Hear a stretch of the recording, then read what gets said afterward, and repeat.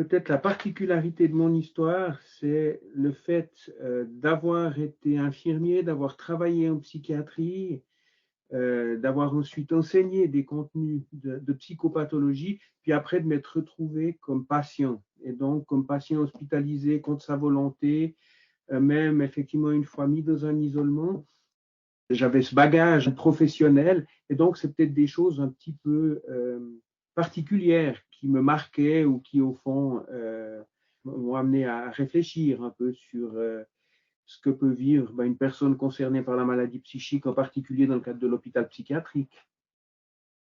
Ce qui m'a frappé vraiment en tant que personne concernée, c'est vraiment le clivage, la séparation qu'il y a à l'hôpital entre professionnels et personnes concernées.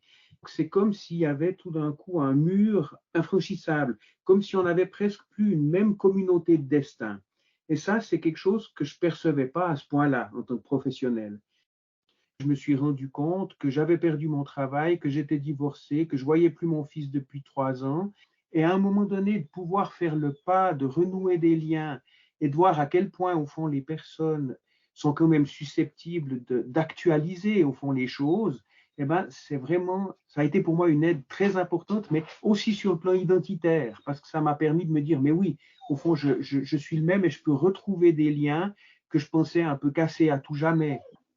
La relation aux autres, je crois que c'est vraiment un élément déterminant.